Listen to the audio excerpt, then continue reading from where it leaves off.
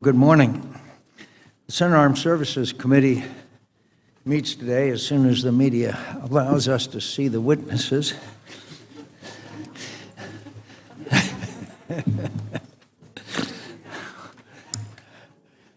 The Senate Armed Services Committee meets today to receive testimony on the U.S. strategy to counter the Islamic State of Iraq and the Levant, or ISIL. I'm grateful to our distinguished witnesses for appearing before us today. The risk posed by ISIL must be seen in the context of what many of America's most accomplished leaders and foreign policy experts have described as the most complex and uncertain international environment since the end of World War II. All across the globe, America's interests in security and stability are at risk. As part of a broader strategy to dominate Eastern Europe, Vladimir Putin's Russia continues its onslaught in Ukraine, with Russian troops and equipment leading an asymmetric campaign to undermine Ukraine's government and independence, as the United States has refused the Ukrainians weapons for its defense. China's destabilizing behavior also poses a growing challenge to U.S. national interest. Its reclamation and militarization of vast land features in the South China Sea, its continued military build-up, and of course, its blatant and undeterred cyber attacks against the United States. Iran is expanding its malign activities and hegemonic ambitions across the Middle East, as we see clearly in Lebanon, Syria, Iraq, and Yemen, and elsewhere, and yet some in the administration seem to operate under the delusion that a nuclear agreement could lead to a new modus vivendi with the Islamic Republic. And in Syria, Bashar Assad's slaughter of his own people, which has been the single greatest contributor to the rise and continued success of ISIL, goes on and on and on, aided by Russia, Iran, and Hezbollah.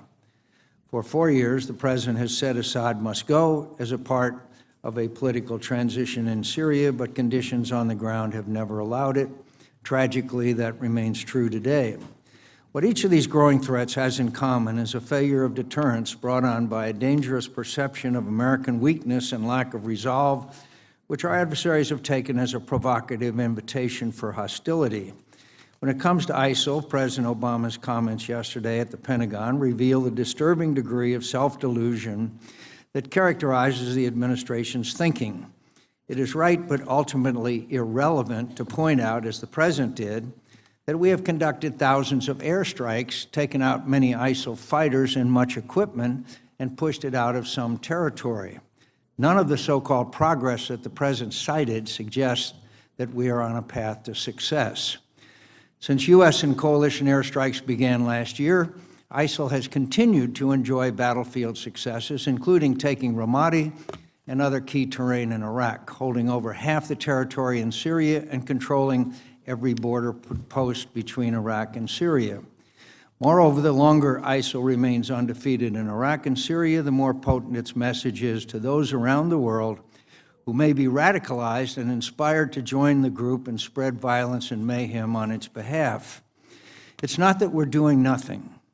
It's that there is no compelling reason to believe that anything we are doing currently will be sufficient to achieve the president's long-stated goal of degrading and ultimately destroying ISIL, either in the short term or the long term.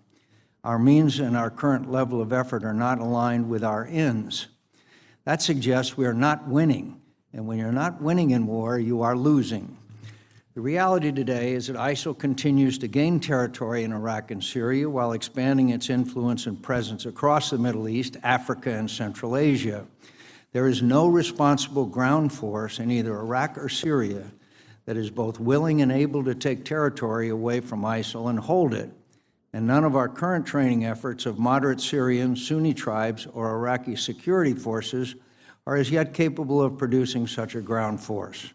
It is unclear why the latest gradual escalation of effort, the deployment of a few hundred additional advisors to Anbar, will make the difference that our previous efforts failed to achieve. While our coalition may own the skies, as the president said yesterday, our air campaign against ISIL continues to be limited significantly by overly restrictive rules of engagement and a lack of ground intelligence, which only gets worse as ISIL moves into urban areas to avoid coalition bombing. Any pilot will tell you that they're only as good as the targets they receive, and when 3/4 of our air missions against ISIL still return to base without dropping weapons, that is indicative of a fundamental problem with our air campaign. What's worse, none of our efforts against ISIL in Iraq can succeed while the conflict in Syria continues, and with it the conditions for ISIL's continued growth, recruitment, and radicalization of Muslims around the world.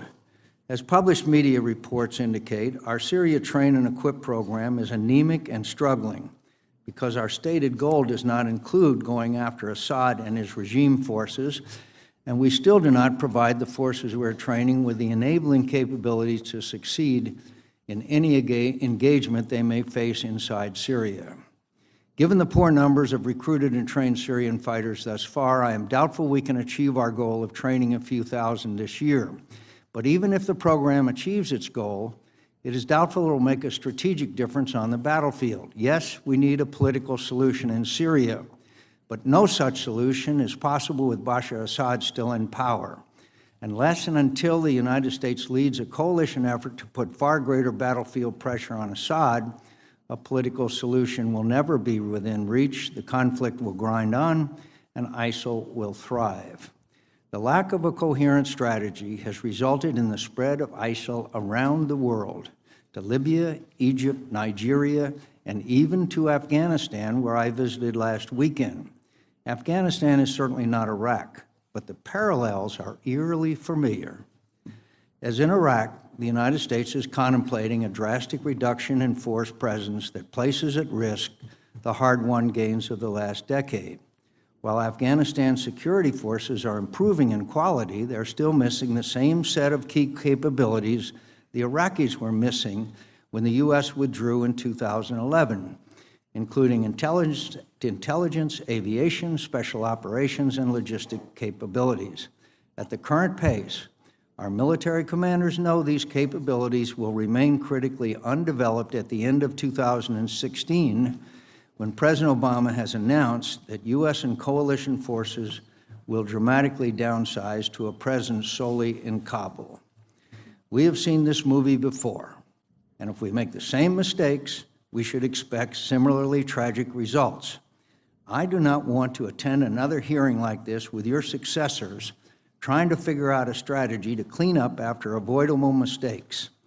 What that means is that the President must provide our commanders on the ground with necessary forces, capabilities, and the authorities to help our Afghan partners in continuing to secure their country and defeat our terrorist enemies together. ISIL is not 10 feet tall. It can be and must be defeated. But that will never happen if we continue to delude ourselves about our current campaign. The President is fond of the truism that there is no military solution to ISIL or any other problem. What he has so often failed to realize is that there is sometimes a major military dimension to achieving a political solution. This was the critical lesson that the United States learned in the Iraq surge, and we must learn again.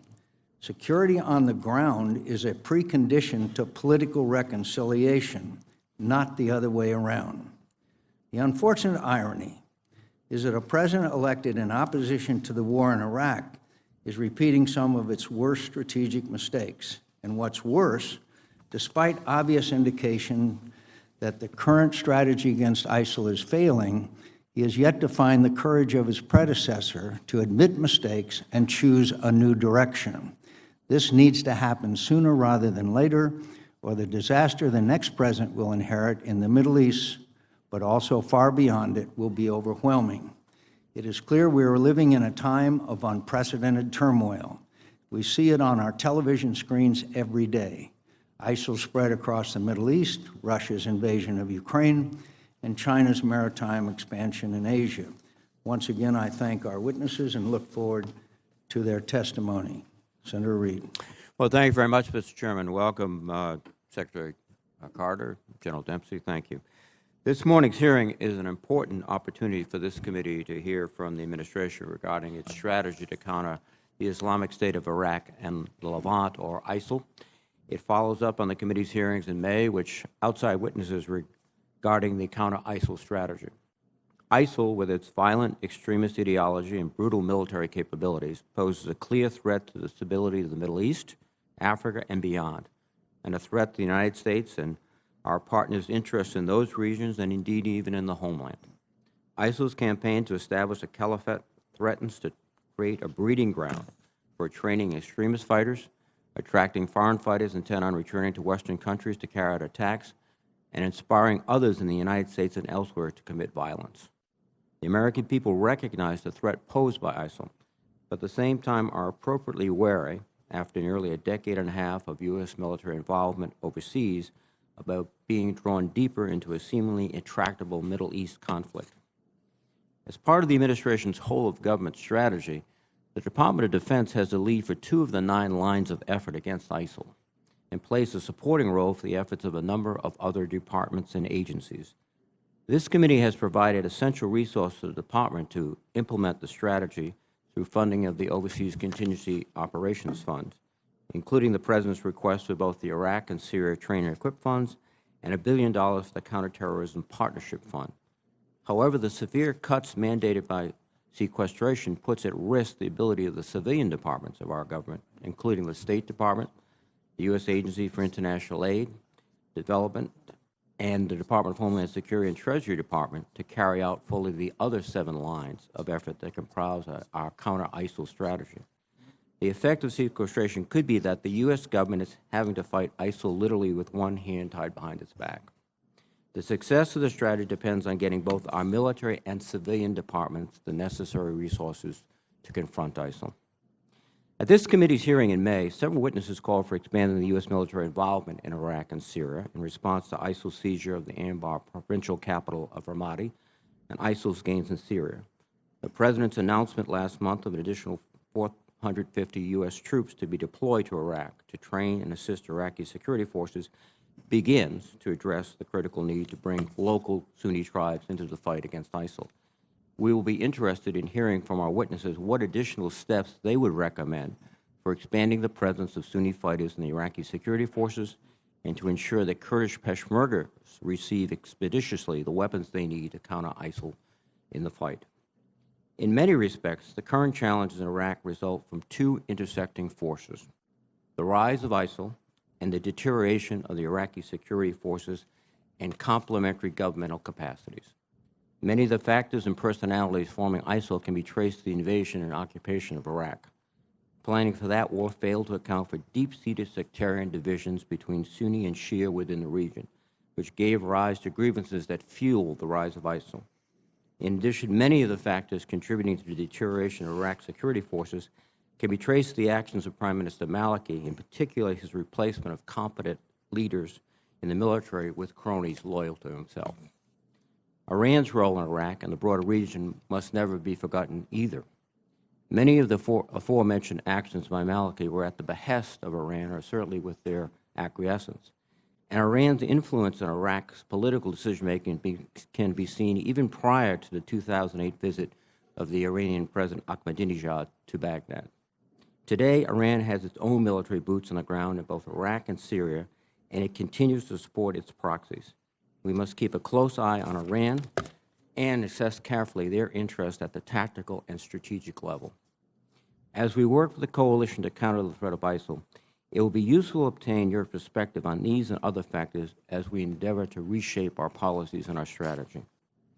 Ultimately, though, one of the key lessons from the Iraq War is that no amount of U.S. or coalition military assistance or boots on the ground will lead to the lasting defeat of violent extremism if the underlying political causes that allow such extremism to arise and thrive are not addressed. In Iraq, the Abadi government must continue to take substantive steps to govern in a more inclusive manner, address longstanding grievances of Iraq's sectarian and ethnic minorities, expand the integration of Sunnis and Kurds into Iraq's military and political structures, and disarm Iranian-backed Shia militias. In Syria, moderate and extreme elements of the opposition have made tactical gains against ISIL and the regime, but ISIL remains the dominant force in western Syria. Absent a moderate opposition that is willing to and capable of taking territory from ISIL and holding it, any change in the status quo is unlikely. Boasted by critical outside assistance, the Assad regime remains in the seat of power in Damascus, but has ceded territory in recent months.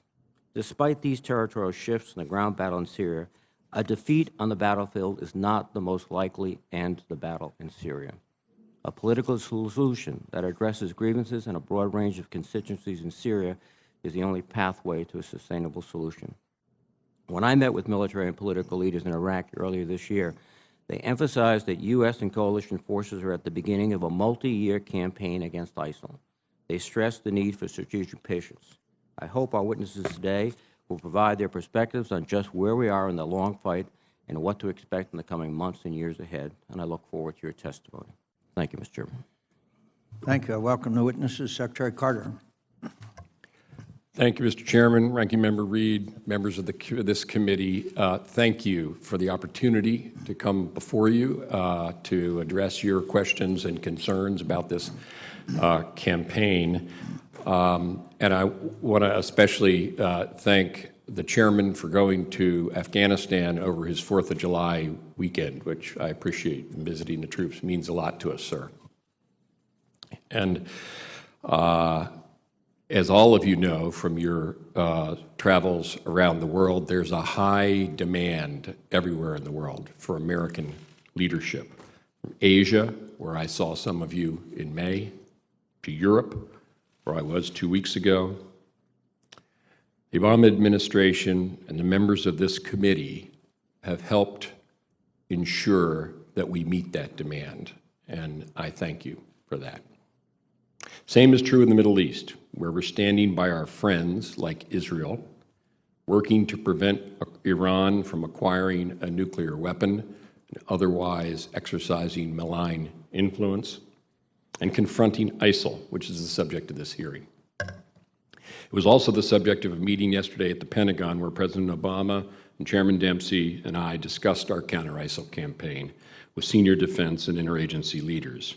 We all agreed that ISIL represents a grave threat and that it must be and will be dealt a lasting defeat. That's our objective, which is shared by a global coalition that reflects both the worldwide consensus on the need to counter ISIL and the practical requirement for others to do their part. The administration's strategy to achieve that objective, as the Joint Chiefs' doctrinal definition of strategy puts it, integrates all the nation's strengths and instruments of power, as has been noted. And it's executed through 9 synchronized lines of effort. The first, and arguably the most critical line of effort, is the political one, as has also been noted, which is led by the State Department. This line involves building more effective, inclusive, and multi-sectarian governance in Iraq. At the same time, the United States continues to work diplomatically to bring about a political transition from Bashar al-Assad to a more inclusive government with which we can also work to defeat ISIL. The next 2 lines of effort are interconnected: to deny ISIL safe haven and to build partner capacity in Iraq and Syria. Both are led by the Department of Defense, which alongside coalition partners is conducting an air campaign, advising and assisting Iraqi security forces on the ground, and training and equipping vetted local forces in Iraq and for Syria. Before I go on, let me say that these first 3 political and military lines of effort have to be in sync, a point that's been made already. That's a challenge, but one we're working through with our partners in the coalition on the ground and around our government. The 4th line of effort is enhancing intelligence collection on ISIL, which is led by the National Counterterrorism Center. The 5th line of effort, disrupting ISIL's finances, is co-led by Treasury and State. Lines of effort 6 and 7, both co-led by State and the National Counterterrorism Center, are to counter ISIL's messaging and disrupt the flow of foreign fighters to and from ISIL, both of which are critical in today's connected and networked world. The 8th line of effort, providing humanitarian support to those affected by the conflicts in Iraq and Syria, is led by State and AID. Finally, the Department of Homeland Security, the FBI, and the Department of Justice work together to protect the homeland, the ninth line of effort, by disrupting terrorist threats. In addition to our full-spectrum cooperative relationship with Department of Homeland Security and other law enforcement agencies, DoD personnel continue to strike ISIL elements in Iraq and Syria. The effective execution of all 9 lines of effort by the United States and its coalition partners is necessary to ensure ISIL's lasting defeat. I want to add briefly that there are important classified dimensions to our approach to ISIL and to the Middle East more broadly, Mr. Chairman, that we won't be able to discuss in this meeting, but can discuss separately. Let me turn to the execution of the 2 lines of effort on which DoD leads, which our personnel have been performing with the excellence we all expect of the finest fighting force the world has ever known. American service members and their coalition partners have conducted over 5,000 airstrikes. That air campaign has produced some clear tactical results, limiting ISIL's freedom of movement, constraining its ability to reinforce its fighters, and degrading its command and control. Coalition air support has also enabled gains by local forces in Iraq and Syria, including Syrian Kurdish and Arab forces who recently took the key border town of Tal Abyad from ISIL, cut off one of its key lines of communication and supply, and put ISIL on the defensive and its stronghold Raqqa under pressure. Those examples demonstrate again that where we have a credible ground force working in a coordinated way with the coalition air campaign, ISIL has suffered. That's what makes the 3rd line of effort, developing the capacity and capabilities of local forces, so important. Indeed, we know from recent experience that success against ISIL requires capable local ground forces. And we know from our history in the region that putting U.S. combat troops on the ground as a substitute for local forces will not produce enduring results. That's why we're bolstering Iraq's security forces and building moderate, vetted Syrian opposition forces. But both of these efforts need strengthening. In Iraq, the Iraqi security forces were severely degraded after 4 divisions dissolved and Mosul fell a year ago this June. Our efforts to build partner capacity and advise and assist ongoing operations involve around 3,550 American personnel at 6 locations around the country. Their training work has been slowed, however, by a lack of trainees. As of June 30th, we've only received enough trainees to be able to train about 8,800 Iraqi Army soldiers and Peshmerga forces, in addition to some 2,000 CTS personnel. Another 4,000 soldiers, including 600 CTS personnel, are in training. I've told Iraqi leaders that while the United States is open to supporting Iraq more than we already are, we must also see greater commitment from all parts of the Iraqi government. We're also in the early stages of our train and equip mission in Syria. 3 months into our program, training is underway, and we are working to screen and vet almost 7,000 volunteers to ensure that they are committed to fighting ISIL, pass a counterintelligence screening, and meet standards prescribed by U.S. law regarding the law of armed conflict and necessitated by operations. As of July 3rd, we are currently training about 60 fighters. This number is much smaller than we'd hoped for at this point, partly because of the vetting standards I just described. But we know this program is essential. We need a partner on the ground in Syria to assure ISIL's lasting defeat. And as training progresses, we're learning more about the opposition groups and building important relationships, which increases our ability to attract recruits and provides valuable intelligence for counter-ISIL operations. We're also working to equip vetted local forces. In Iraq, after earlier delays, we're expediting delivery of essential equipment and materiel to the Iraqi security forces and working with the government of Iraq to ensure this equipment is quickly passed to Kurdish Peshmerga and Sunni tribal forces. In Syria, we'll begin equipping forces as soon as they complete training.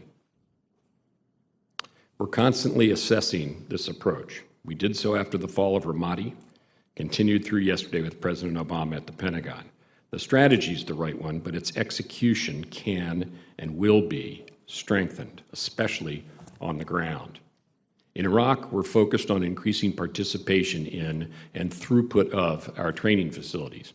An example of this is our effort at Taqadum, which has been noted, in Anbar Province, where we recently deployed approximately 350 of the additional 450 American personnel authorized.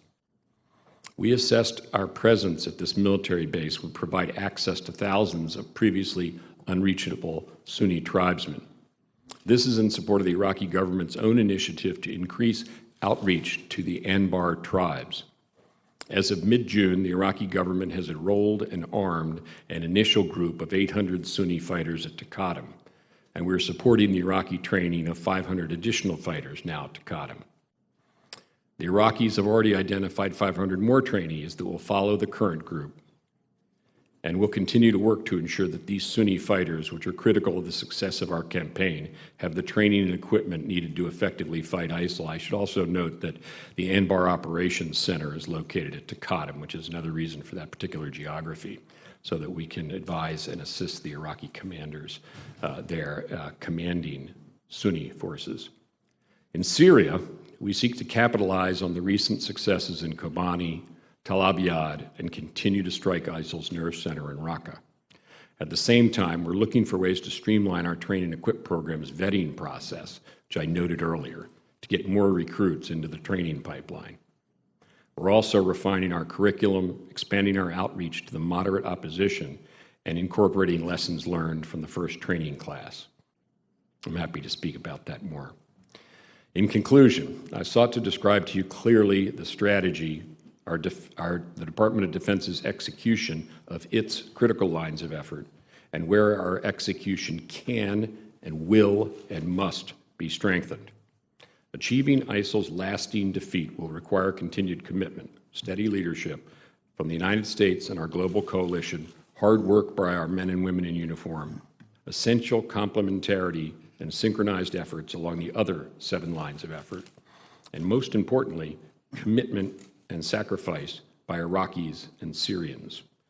Together, and with your continuing support for the men and women of the Department of Defense, for which we are ever grateful, we will achieve ISIL's lasting defeat. Thank you. General Dempsey.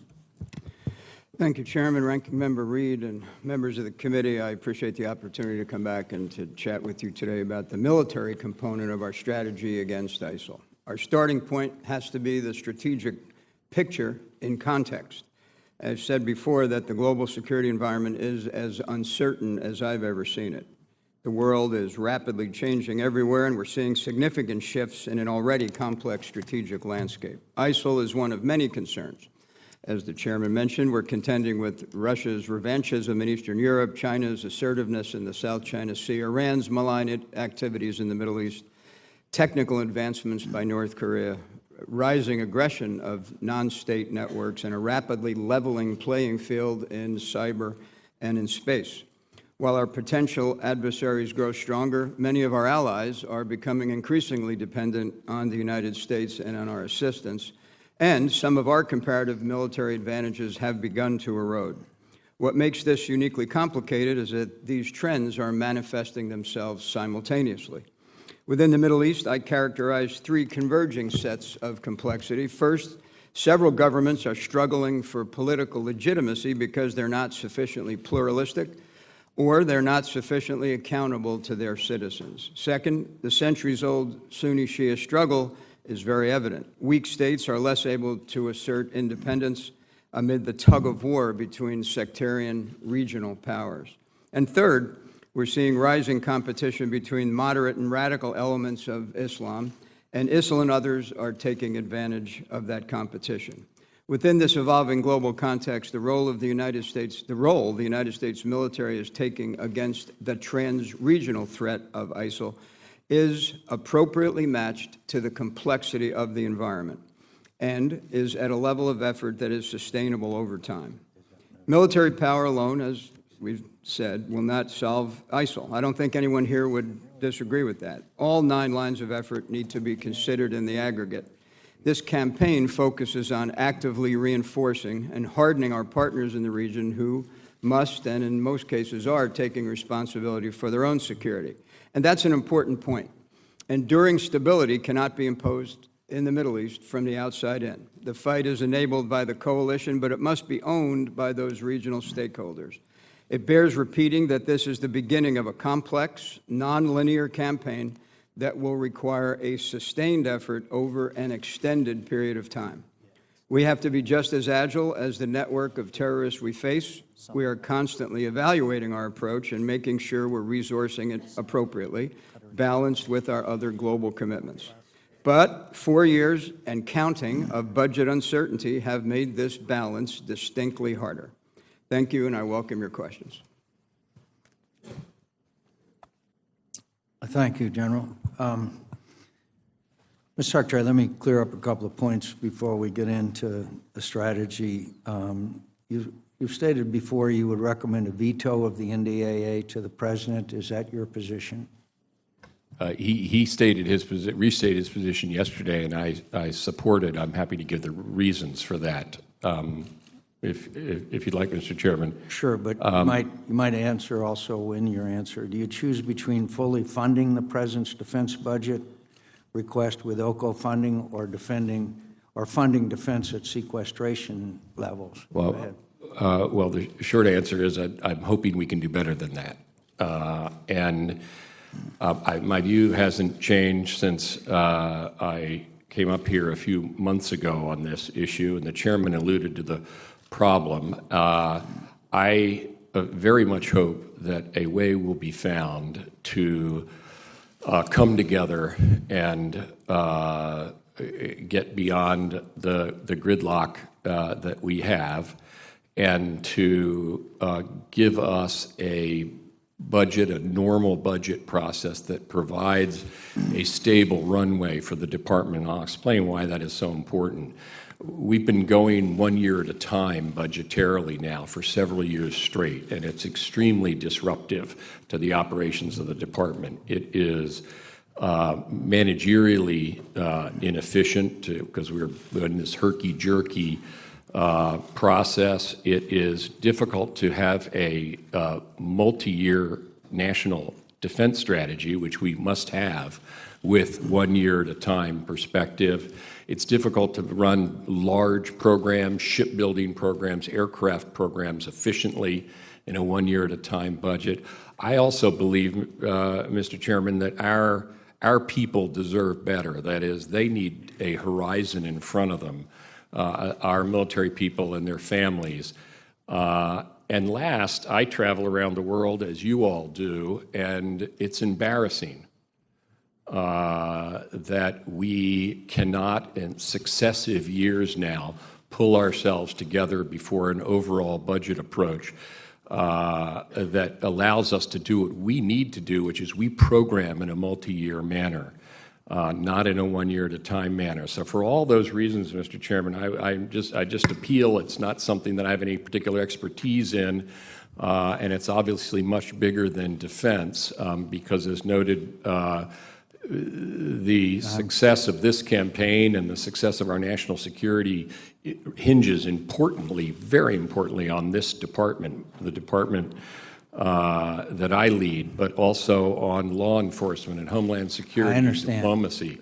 So I'm hoping, Mr. Chairman, that we can do better than that choice, and that we don't continue down what I've called a road to nowhere. Well, you may be presented with that choice, and I would also add this is an authorizing bill. The Appropriations Committee is where the money is, but just very quickly, your confirmation hearing, you stated in response to my question about whether we should arm the Ukrainians, quote, I very much incline in that direction, Mr. Chairman, because I think we need to support the Ukrainians and defend themselves. The nature of those arms I can't say right now. I haven't confirmed with our military, but I incline in the direction of providing with arms, including to get to what your question is, lethal arms. You still have that position? I have not changed my thinking in those months, and I had the occasion to talk to the Ukrainian Minister of Defense just the other week and Fine, talked to I'm him just about the asking kind of whether military you're still support. you still want to support them, arming them or not. That's a pretty straightforward question. We're considering that. We have not made a decision in that regard. you still- And we are providing. Are you still inclined to provide arms to Ukrainians? Yeah, Please, not- Mr. Secretary. Yes, I haven't changed my view. Thank you. That was it. That was a simple answer to a simple question. But if I Thank you. can just, No, because I've only got 2 minutes all right. left. Thank you.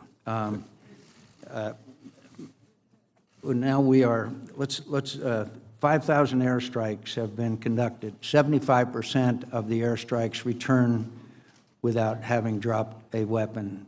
If there's ever a compelling argument for forward air controllers, it seems to me that's the case. Now, you mentioned we are currently training about 60 fighters. I got to tell you, after 4 years, Mr. Secretary, that's not a very impressive number. And is it true that with these people that you are training and equipping to fight in Syria, is it true that you are telling them they're only there to fight ISIS and not Bashar Assad? Is that true? yes, we are telling them that we are arming and training them in the first instance to go after ISIL and not the Assad regime. That's our priority. And these are people who are inclined in that direction and come from areas that have been overrun by ISIL. So in other words, if they are barrel bombed by Bashar Assad, they are not. No, I think we have some obligation to them once they're inserted in the field. Again, we don't expect them to be. Is that to defend them against barrel bombing? Well, that decision will be made when we introduce fighters into the field. That's a small comfort to those people you're recruiting right now, that decision will be made later on. Is that fair to these young men to say, we are sending you in to fight ISIS only, and by the way, we will decide on the policy whether to defend you if you are barrel bombed? They know that we will provide support to them. Exactly what kind of support. Does that mean you will under defend them what against Bashar circumstances? Assad's barrel bombing? Mr. Secretary, this is not a very pleasant exchange. I'd like to have answers to questions. Will we tell them that we will defend them against Bashar Assad's barrel bombing? I think we will have an obligation to help them. Will we tell them that? We have not told them that Not yet. told them that. So you're recruiting people and not telling them that they're going to defend them because you haven't made the decision yet, and yet you want to train them quickly and send them in. Now, there is success on the part of an outfit called the Army of Conquest, which is funded and trained and equipped generally, mostly by Saudi Arabia, Qatar, and perhaps others. They are succeeding, and they have, if there's battlefield gains, they are achieving them. Does the United States have any relationship with that outfit? Because they are fighting against Bashar Assad as well as ISIS. I will have to get back to you on the answer to that question because who has that contact is something that we'd have to discuss separately, Mr. Chairman. Can I go back? Go ahead. Can I go back, Mr. Chairman? You mentioned the question of air sorties and which fraction of them result in strikes, and I'd like to explain those numbers to you a bit. In the case where the airstrikes are mounted, and I'll ask the chairman to elaborate further on this, in the case where the airstrikes are conducted in a deliberate manner, that is, one knows at the time the aircraft embarks on the sortie what the target will be, in those cases 93% of the time they're concluding the sortie. When it comes to dynamic targeting, the fraction is much lower. It's about 37%. And the reason for that is that in the case of dynamic targeting, by its nature, the aircraft is deployed with the expectation that a target of opportunity, let's say something that's moving on the ground or a developing tactical situation, will provide the opportunity for a strike. That doesn't happen all the time. But it does happen about 37% of the time, a fraction, I should note, that is much higher than it was in Afghanistan, where we did the same thing. We routinely flew sorties in order to capitalize upon fleeting opportunities or developing opportunities. So our experience here is, in fact, better than it is in Afghanistan. But anyway, that is what explains Any the experienced pilot will tell you that if you have a forward air controller on the ground to identify those targets, then the number of targets hit is dramatically increased. And we have no forward air controllers on the ground, and that, I can tell you, is incredibly frustrating to the young pilots who are flying these 6.5-hour sorties, who feel that they are not achieving anything. Mr. Secretary, you might want to talk to them as well, since they're the ones that are doing the fighting. If I can address the question of JTACs, I think that's a fundamental one, and Chairman, and since you've raised it, let me go back to the fundamentals of the strategy, which are to support capable and motivated ground forces when we find them. And we are supporting such capable and effective ground forces. For example, just to give one example, the Kurds in northern Syria now. Mr. Secretary, my time is way up, but that has nothing to do with not having forward air controllers on the ground. I hate to cut you short, but we're 3 minutes over. I'm just saying we don't rule that out, and our strategy doesn't. Never rule it out. It hasn't happened. Mr. Reed. Thank you very much, Mr. Chairman. Mr. Secretary, I was struck by your statement and said that the first and arguably most critical line with our efforts is the political one led by the State Department. And in your colloquy with the chairman, you pointed out that there are challenges with respect to a year-to-year OCO funding that's being proposed, but the state doesn't even have option to that source of funding. So are you concerned that they might be so resource deprived under the Budget Control Act that they could not be the primary? I am. The State Department, the Department of Homeland Security, other agencies that are critical to protecting us against ISIL and other threats, they need resources too. And so that's another reason why I appeal for an overall budget perspective, and I realize it involves lots of moving parts and would require a major coming together to release the gridlock of the last few years, but I really appeal for that, not just for my own department, but for the rest of the national security establishment. I think it's critical. Shifting to the training effort in Iraq, one of the first issues was the composition of the provisional forces that rallied a year ago to try to defend Baghdad. It's overwhelming Shia. And now we're beginning to see Sunnis appear. First, is that the deliberate cooperation of the government in Baghdad, finally getting the message that they have to have the support of the Sunni community? And second, are you beginning to see a trend that is a positive one in the sense of the overall participation of Sunnis? We see the commitment of Prime Minister Abadi, so different from the behavior of his predecessor, to engage in a multi-sectarian way in the fight against ISIL.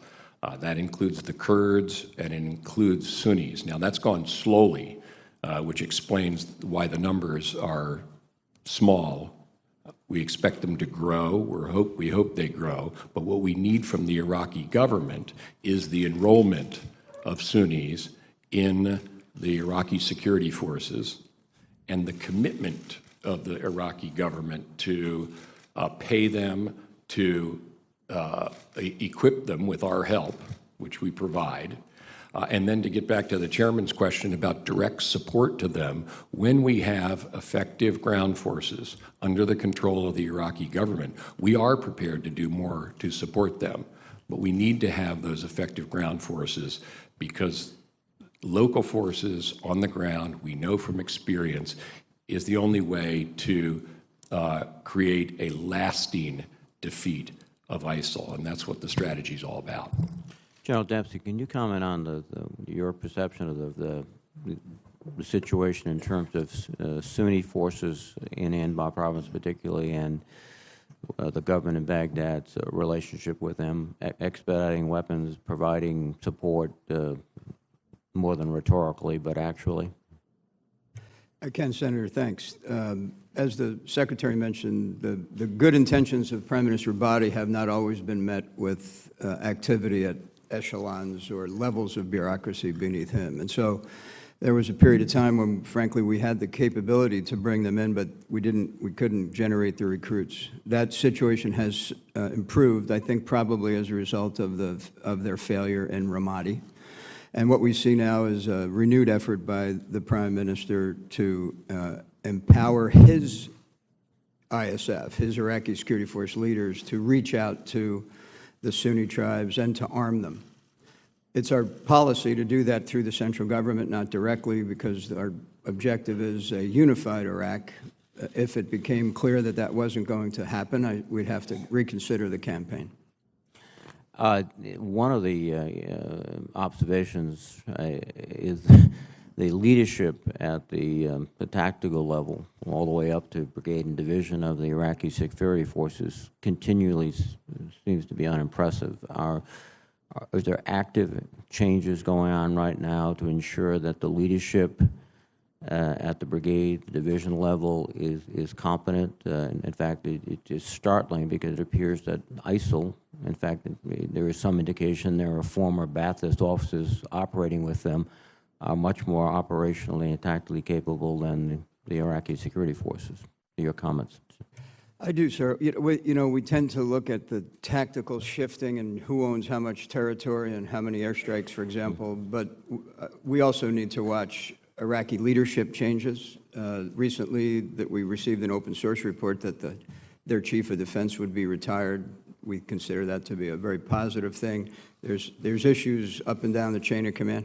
We also watch carefully the distribution of their budget, how much money is going into the Ministry of Defense, how much is going into the Popular Mobilization Force, how oil is being generated and the revenue shared. We watch the influence of the Ministry of Defense, whether the ISF is the dominant force for the government of Iraq or whether that dominance is shifting to the Popular Mobilization Forces, the relationship of the Iraqi army and the Iraqi police, and we watch the activities of the Shia militia. In every case, there's indications, there's positive indications, and in every case, there's indications that concern us.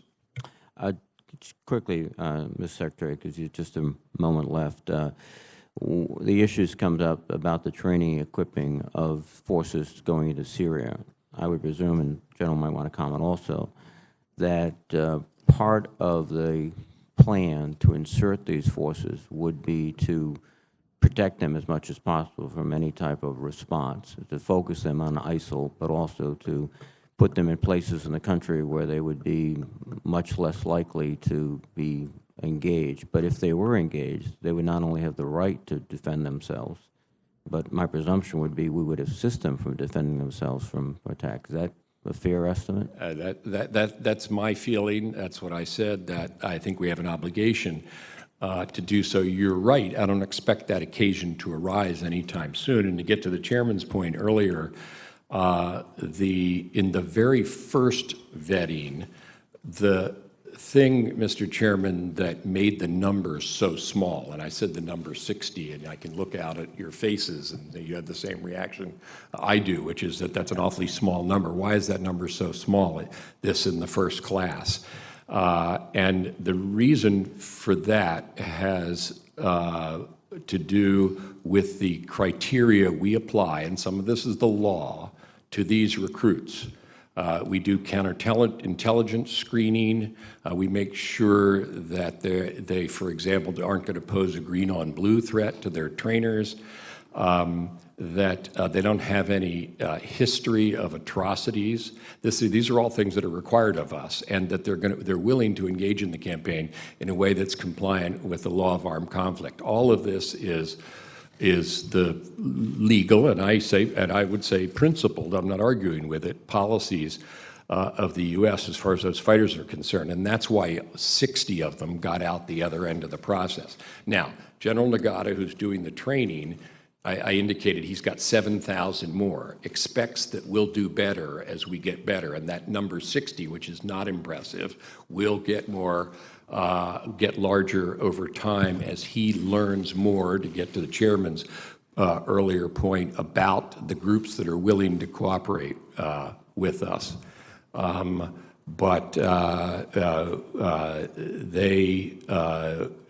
when we do get them, they will deserve our support, and we'll give our support to them. It's going to take some time, obviously, to get the numbers up to the point where they can really have an effect. Thank you. Thank you. I should point out, by the way, what we're talking about fighting in Syria, while these numbers are small, this particular trade and equip, I just need to point out that there are other capable ground forces fighting both the regime and ISIL, some of which we can support and do support with ISR, airstrikes and so forth. I gave the example of the Syrian Kurds. But we'd like to see more, and we're trying to get better at training them, because the number 60 is, as you all recognized, is not an impressive number. Thank you. Senator Sessions. Thank you, Mr. Chairman. Mr. Secretary, this is a tough job you've undertaken, but as my wife reminds me when I complain, don't blame me, you asked for the job. But I'm not sure you asked for it. You were asked to take the job. But at any rate, Senator McCain's opening comment is exceedingly important. It goes to the key what we are here for. The whole purpose of this hearing is to how to confront and stop ISIS in the Levant.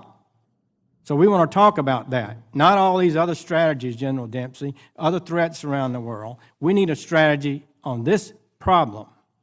And I'm deeply disappointed. I don't see the confidence in your testimony or General Dempsey's testimony. I believe we're carrying out a strategy that the President has. And I don't believe it has sufficient respect for the use of military force necessary to be successful. I mean, I hate to be a critic about this. And this is important. Senator McCain warned in 2011 we should not pull out all our troops, and we needed to remain engaged in that country. And he's also warned you if we do it in Afghanistan, the same thing is liable to happen there, both of which would be tragedies of monumental proportions considering how much we have invested. The soldiers General Dempsey led in Iraq. So I'm worried. I'm not happy about this. I think delusion is a word that's too accurate. So I just wanted to say that here at the beginning, and I hope we'll get into more details about what you plan to do to reverse this action. And at some point, the President's going to have to change his mind, it seems to me. He cannot just function based on a campaign promise when reality is different. All right. Would you like me to address that? It's a very fair question. Let me just go back to the issue of the strategy, and then I'll say something about Afghanistan.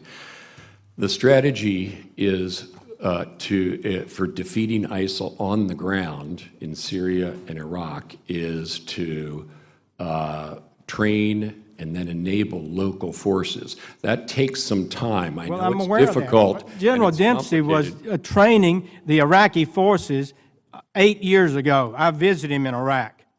That was his primary responsibility. We've been training them for nearly a decade. And that's not the problem right now. I think the problem is confidence within the Iraqi government and the Iraqi soldiers that they're going to be supported and that they're going to be victorious. And if they had that confidence, you'd get more recruits. I agree with that. And that is what was lacking under Maliki. You're absolutely right. Well, you just said strategy. The strategy, I believe you used the word strategy, is to support capable and motivated ground forces where we find them. Well, I think General Stewart, a few months ago, testified, the new Defense Intelligence Agency head, who was there in the Al-Anbar region and led the effort that the forces, when they turned it around in Iraq. General Dempsey, you remember that effort. And he said, when pressed, I felt that he was reluctant because it wasn't administration policy, but he acknowledged that when you have embedded soldiers, forward observers, United States forces embedded with troops moving out into combat situations, that those Iraqi troops will perform better. Do you agree with that, General Dempsey? I agree that there are points on the battlefield where the presence of forward observers, JTACs, embedded soft forces would make them more capable. And they would, so is our strategy now, does it remain that we will not do that? I can tell you that I have not recommended it. Now, Well, whether we do it or not, I'm telling you that I haven't recommended it, Senator. Well, if it And I would can make a explain why difference. if you'd like. Well, I would like to Okay, know why. let's take the issue of air power because it seems to be the most prominent one. At a similar period in the Afghanistan conflict in 2012, the number of aircraft that returned with their ordnance because there were not targets available on the ground was 83%. It's 65% in Iraq right now. The JTACs and the Special Forces observers are not a silver bullet to the destruction of ISIL. The silver bullet is getting the Iraqis to fight. Well, I totally agree with that. I just believe that we had a few forces, 1,000 forces in Mosul. Mosul never would have fallen. So now our policy is to try to take back this territory. What is the reluctance? What is the reluctance that use our special forces here? See, this is what bothers me. I'm not. I understand the problem in Syria, and I'm dubious about what we ought to do about Syria. I don't know. We probably should not have involved ourselves in Libya, but we are committed. We committed our nation in Iraq, General. We've been deeply committed for over a decade there. So is it now our policy that you're refusing to even allow special forces to be embedded with, say, 2 special forces with 600 Iraqi troops in a battalion? You're rejecting that idea? What I have recommended is that if we find a unit which is led and is responsive and has an offensive mission where we can enable them or increase their likelihood of success, that I will make that recommendation. But to restore or to put embedded advisors in on a habitual basis, the environment is just not simply set to do that. And so, and by the way, it's not reluctance. We've got 1,600 pilots flying over Iraq and Syria today. Well, why won't we? We've got 3,500 boots on the ground doing train, advise, and assist. So if we had a few advisors in the Iraqi battalions, you're saying that would not make a positive impact on their morale and their capabilities to actually win? What I'm saying, Senator, is that for a brief temporal tactical gain, we should wait until we see a strategic opportunity to do that. Well, I would think if we started having some wins, ISIS would have fewer recruits and we'd have better morale with the Iraqi recruits too, and they'd fight better. It's a chicken and the egg perhaps, but I think it's very important. And I hope you'll reevaluate that and recommend to the President we do that, because I think without that, we're not going to be effective. Thank you very much. Thank you, Mr. Chairman, and thanks both of you for being here in the service to our country. I appreciate it very much. And as you can tell, this is a pretty sensitive subject, and it's a very concerning subject to all of us. As I go around the state of West Virginia, my little state, you know, it's a very hawkish state and a very patriotic state and a lot of veterans. Speak to all of them. They're confused right now. They really are of what, and you heard the frustration coming out, but basically, Iraq is not a united country. You have the Sunnis, the Shiites, and the Kurds. And I think Secretary Carter, you've said that, you know, until they have the will, and I think Secretary or General Dempsey, you all said the same thing, till Iraq has the will to fight. But which group has the will to fight to defend the other group? And that's what we're having a problem. And I think it's been said, well, if you have a group that's fighting and the Kurds want to fight, why do we still have to make them go through the Baghdad centralized government in order for them to get the weapons they need to defend themselves and be aggressive? So they're confused about that. They're confused about, in Syria, trying to spend the money to find people to train when you've acknowledged that we only had 60 of them successful right now and the amount of effort we're spending there. But yet, I think at that, you said you had the Kurds, Syrian Kurds that were fighting, and some things of that sort. I don't know. And then I'm asked the question. They said, we continue to keep trying to train and arm the Iraqis. And it seems like all they're doing is supplying the ISIL with the equipment that the Americans are giving them. And when are we ever going to stop, giving equipment to the people that won't defend it and fight for it? So I guess, are we talking, or at your level, are you talking to the White House about rethinking the whole Iraqi position as far as one centralized government, one Iraq, or maybe a separated Iraq? I think we're all aware that it is very difficult to govern Iraq in a multi-sectarian manner. And so have we thought about all the alternatives to that? I think we all have, actually, for years, and I'm sure all of you have as well. We are trying to assist Prime Minister Abadi in governing in a different way from the way Maliki governed, which, as Senator Sessions noted, led to the disintegration of the Iraqi security forces, the sectarian coloration of them, and that's what ultimately led to their collapse in Sunni territory. Secretary Carter, if I could ask this question also along those lines. I've been asked the question, you just reminded me.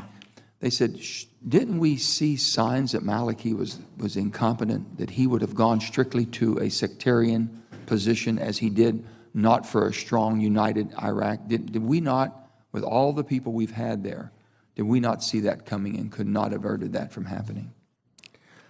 I can only speak for myself in that regard, and I was not closely involved in it in the time. I certainly had that concern about Mr. Maliki, and I know that many of you met with him. I met with him several times, and it was quite apparent to me. Now, Prime Minister Abadi says he has a different intention, which is to govern Iraq from the center, but in a decentralized enough way that the Kurds, the Sunnis, and the Shia each have enough space to carry on their own welfare in the way that they wish, but there is a single integral Iraqi state. And that is what he says he's working towards, and we're supporting him in that regard. That's why, for example, when we provide arms to the Kurds, we do it with the consent of the Iraqi government in order to indicate that we support the idea of a single Iraqi government in Baghdad, but we also want the Kurds in the fight and armed, and that has not delayed our arming of the Kurds. It seems like the biggest problem we have is with the Sunnis and the Shiites within. And then the Sunnis and the Shiites, and this is why it's so important to take the time to train a truly multi-sectarian Iraqi force. There are elements of the Iraqi forces that have that right character. For example, their CTS. General. And so our strategy, just to go to the beginning, is to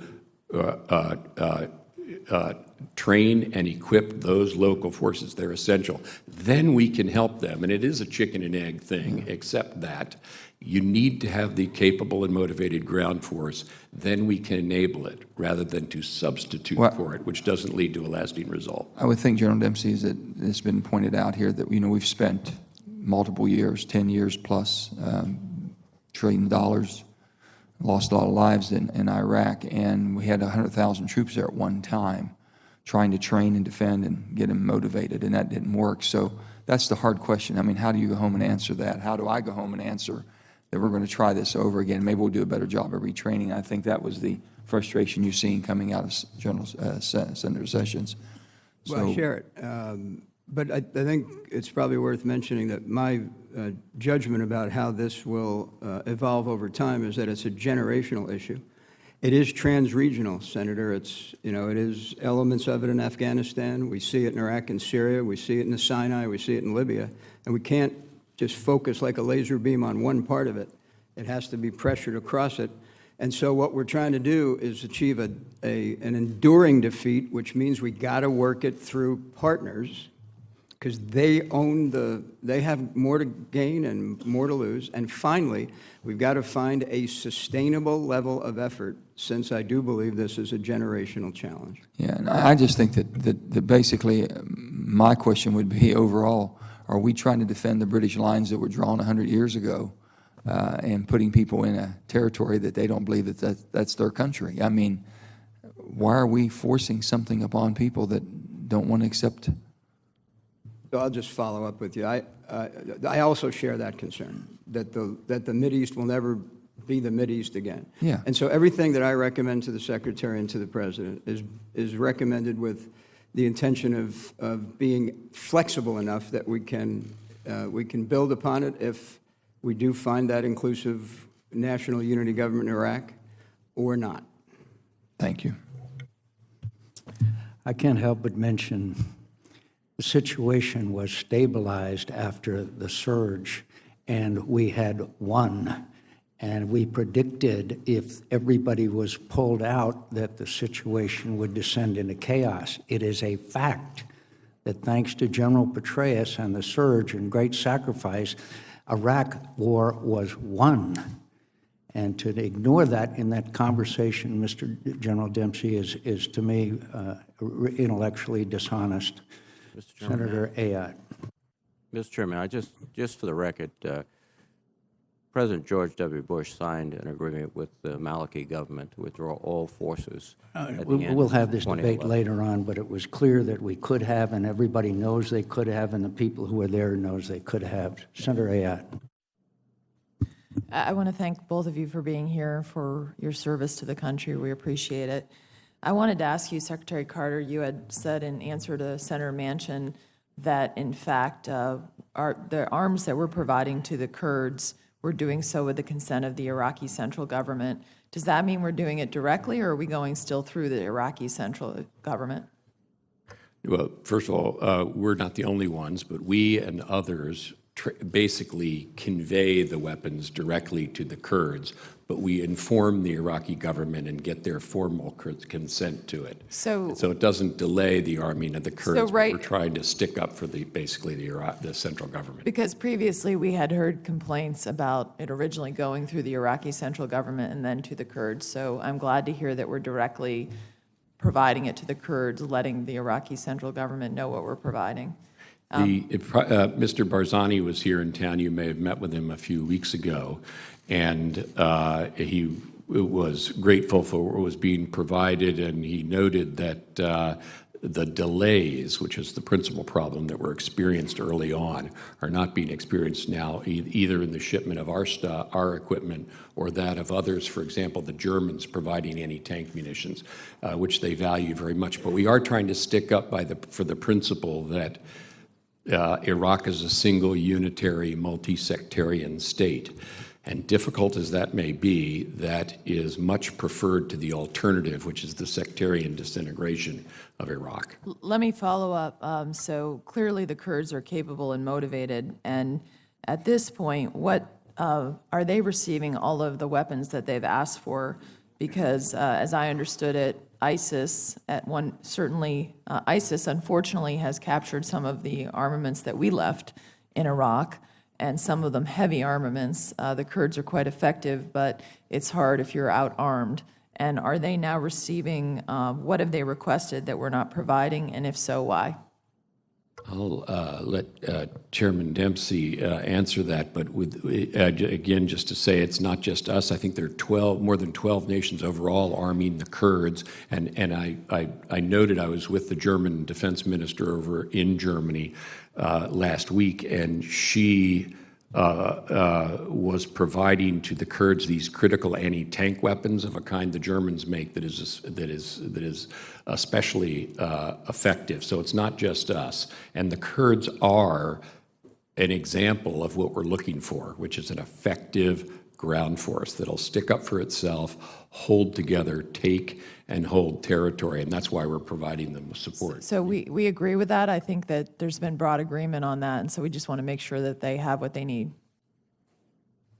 Senator, I'm not aware of anything that they've asked for that we haven't provided. We probably haven't provided it in the quantity that they may have desired, MRAPs, for example. and we're working to address those quantity issues. I wanted to follow up on a different topic, because General Dempsey, you mentioned in your testimony some of the other challenges we face around the world, including the malign influence of Iran.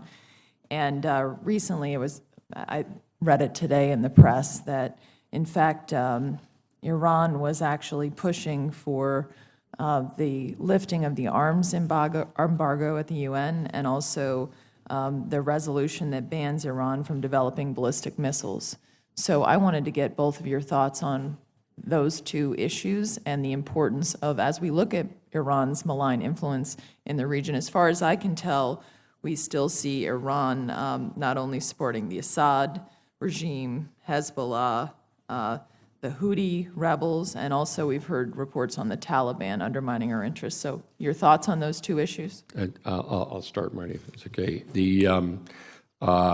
You're right that I can't speak to what's going on in the negotiations. Secretary Kerry's conducting those negotiations, but I agree with your perspective, namely that we have serious concerns with Iranian malign activities outside of the nuclear issue, which is the focus of those talks. And it is in several different locations around the region.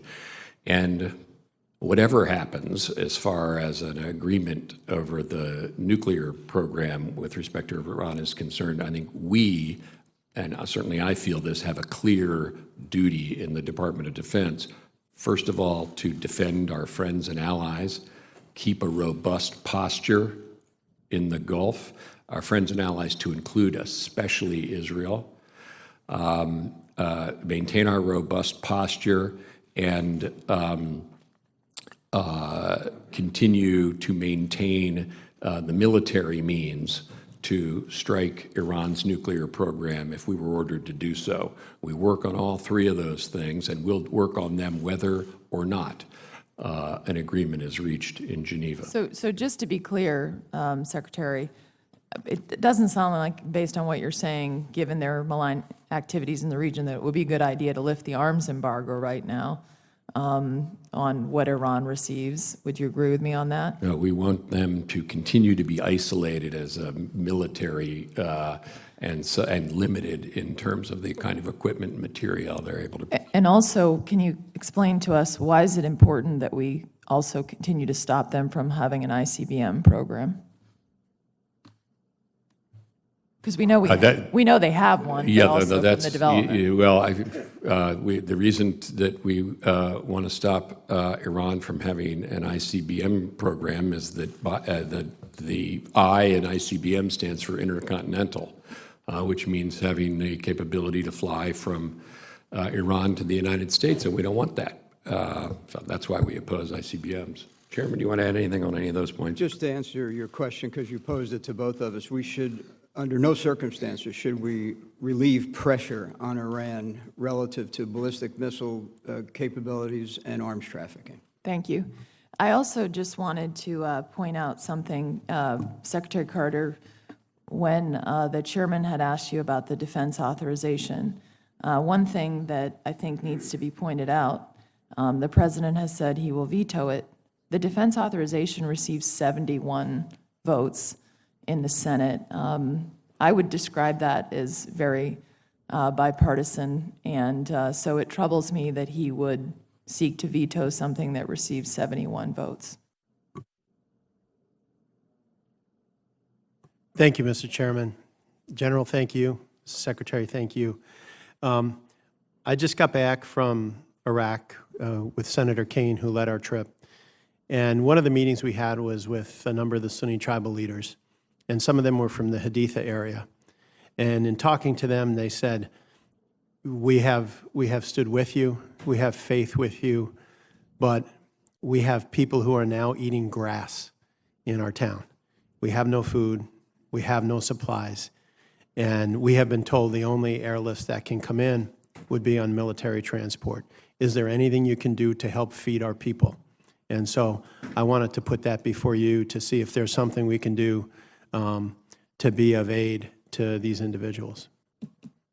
Well, I'll say something about that and then ask the chairman if he wants to add. First of all, I want to thank you, Senator Donnelly, also Senator Kane, for traveling there.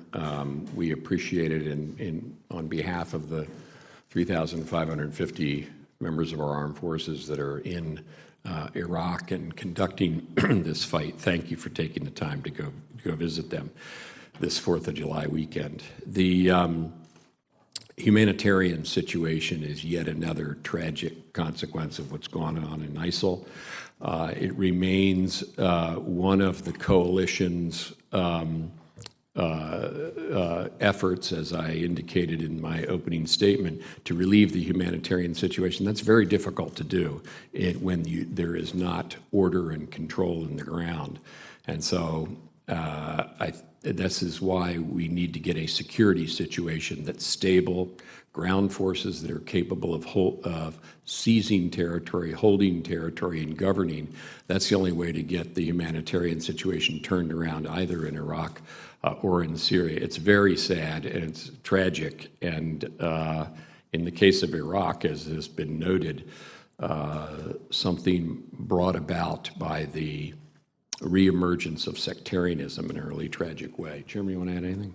One of the reasons we went to Kadam Air Base, also locally called Habaniya, is to advise and assist in the Anbar Operations Center, which is where these kind of issues should actually migrate through. And you should be interested to know the Iraqis have the capability to address that. They have C-130J, state-of-the-art cargo. I know they do, but they're not.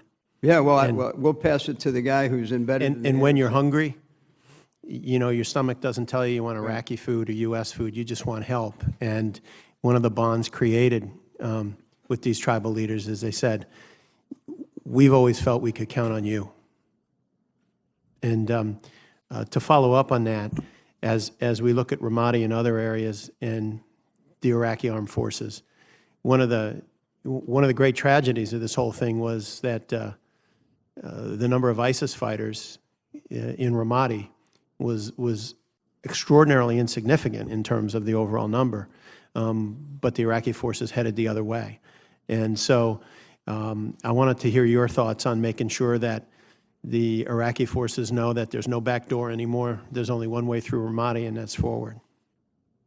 I'll say something about that, and then, Chairman, you may want to add. The way you recount the fall of Ramadi is exactly correct. Ramadi needs to be retaken, and the way to do it is to have a force under the command and control, competent command and control of Iraqi security forces commanders, which has been a challenge, and a plan and the means to, as you say, make sure that they don't bog down and they're able to take Ramadi and move through Ramadi. This will be a test of the competence of the Iraqi security forces.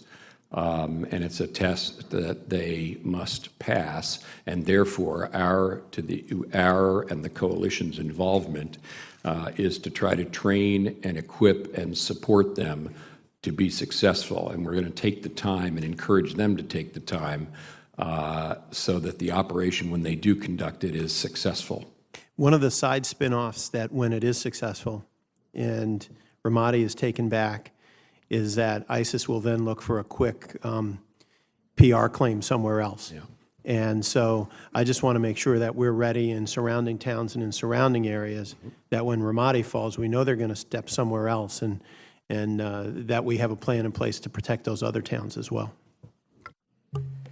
The Ramadi campaign, which about a month ago was about to be executed precipitously, has actually been, with our help, is now a very deliberate campaign, first to isolate it and then to go back and recapture it with a supporting effort in Fallujah. So our presence in the Anbar Operations Center is allowing the Iraqi security forces to take a more deliberate campaign approach and to avoid the very toothpaste aspect of the way ISIL squirts around the battlefield when you squeeze it in one place and it turns up another.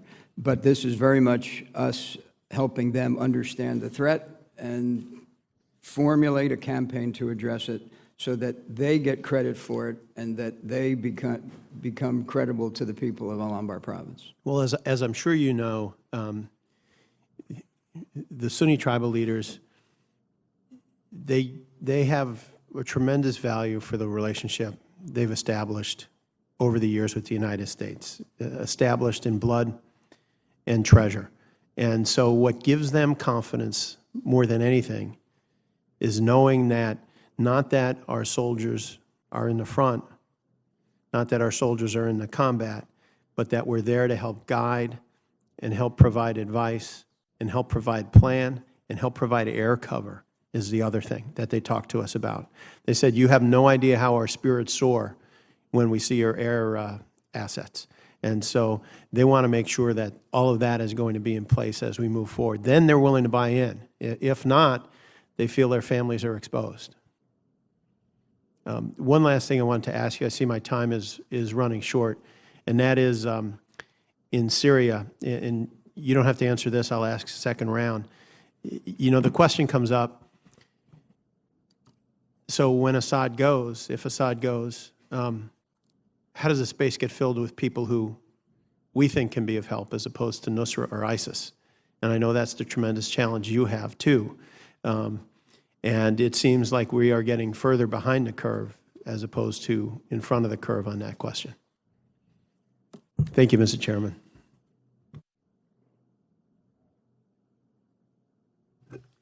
Thank you, Mr. Chairman. Mr. Secretary, Mr. Chairman, thank you for appearing today for your testimony. I would like to associate myself with the remarks that Chairman McCain made earlier today about arming the Ukrainian government. He and I traveled there last month to as far east as we could go to Dnipropetrovsk. We saw very brave and skilled soldiers. We saw them doing things like constructing unmanned aerial vehicles out of styrofoam to meet their needs. And in addition to the lethal aid they need, they also still need a substantial amount of non-lethal aid. Some soldiers have the improved first aid kits that our soldiers have been carrying overseas. Some soldiers have first aid kits that look like they came out of the prop scenes in MASH, in addition to radar systems and radios and so forth. But moving on to the Islamic State. One point that I don't think has been discussed here today is the Islamic State in Egypt. There have been a series of spectacular terrorist attacks in the Sinai Peninsula. The Islamic State takes credit for those attacks. We still have the multinational force and observers in the Sinai Peninsula, almost 1,800 soldiers, 1,200 of which are American personnel. Secretary Carter, General Dempsey, can you explain to us what steps we've taken to ensure that our troops in the Sinai Peninsula are adequately protected and are working with the Egyptian security forces to not just defend themselves, but try to defeat the Islamic State in the Sinai Peninsula? Thank you. Let me address the Ukraine part first, and then the chairman can address Sinai. First of all, thank you for going to Ukraine. I've been there many times, and the government there and the people there, particularly in the western part of Ukraine, Vladimir Putin's conduct there has had the opposite of whatever effect he thought it might have in terms of attracting Ukraine in the direction of Russia. He has strengthened the feeling among Ukrainians, particularly in the western part of the country, that they want to have a future that they determine and that isn't determined from outside. And to get to your point, we're constantly assessing, and this gets back to the chairman's earlier point, the kind of assistance that we provide to the Ukrainians. The principal kind of assistance, however, is, I'll come back to the military part in a moment, but I can't emphasize the importance of economic assistance to Ukraine. And that's largely in the hands of the Europeans, and so also are the sanctions against Russia.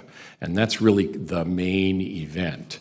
And I can't emphasize enough the importance of that. That's because that's mostly a matter for the EU rather than the United States.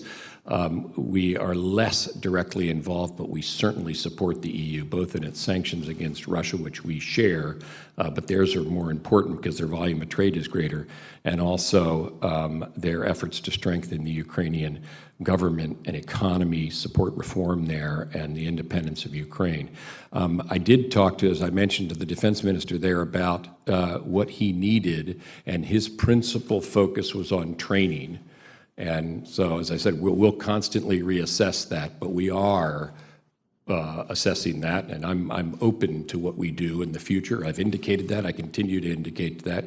But his emphasis was on training, and we have trainers now in Yavoriv, which is the principal training range there. That's much appreciated. He was asking me and us for more of that kind of training. I think we'll continue to do that and to support the Ukrainian military. I should say that the defense minister of Ukraine used to be the interior minister, which is a very good combination because the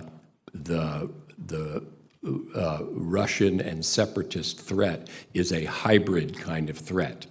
Hybrid in the sense that it's signified by the little green men phenomenon, a combination of the exercise of malign influence through sort of KGB-type tactics on the one hand, and battlefield operations on the other. And he's somebody who really understands that kind of hybrid warfare. Yeah. That's really where he wants our help. Thank you, Mr. Secretary. I don't mean to cut you off, but I would like to go on Sinai and have other questions. Yeah, on the MFO, about 9 months ago, anticipating and watching the intel stream about the radicalization of the Sinai and the fact that the Egyptian armed forces had moved resources to their western border. We actually did a joint staff integrated vulnerability assessment, and as a result of that, we introduced Blue Force Tracker, raid towers, changed movement techniques, enhanced their communications, put in some counter-mortar radars, things that you're very familiar with.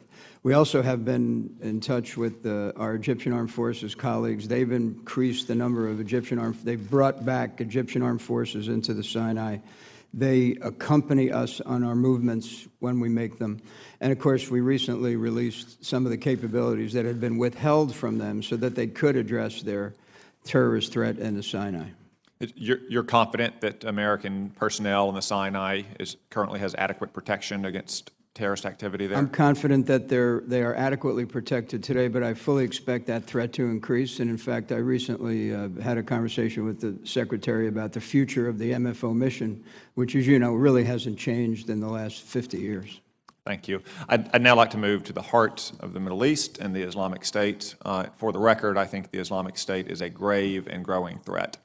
But until they develop their own ballistic missile program and until they have thousands of centrifuges and tons of uranium, I believe the Islamic Republic will be a graver threat than the Islamic State, that is, the Islamic Republic of Iran. My objections to the course we've taken in the nuclear negotiations are well known, and I will not repeat them here. But I will note that Iran remains an anti-American, terror-sponsoring outlaw regime that is responsible for the deaths of hundreds of Americans from Lebanon to Iraq, Afghanistan. General Dempsey, you served 3 different tours in or associated with Iraq. How many American soldiers died at the hands of Iranian militias or explosively formed projectiles during your command? Yeah, I recently heard both the Chief of Staff of the Army and the current CENTCOM commander put that number at about 500. Hundreds of Americans died, and probably thousands were wounded or suspected of being wounded. What should we say to their families, the families who lost soldiers at the hands of Iranian militias or Iranian roadside bombs, once we reach a deal that's going to give Iran tens of billions of dollars in sanctions relief and international legitimacy without them changing their behavior? I tell you what I've told them is that solving the nuclear issue diplomatically is a positive outcome, but make no mistake about it. There's at least 5 other malign activities in which Iran is engaged that cause me grave security concerns, and we won't take our eye on those 5. And you know what they are: ballistic missiles, sea-based mines, cyber activities, arms trafficking, and surrogates and proxies. Thank you.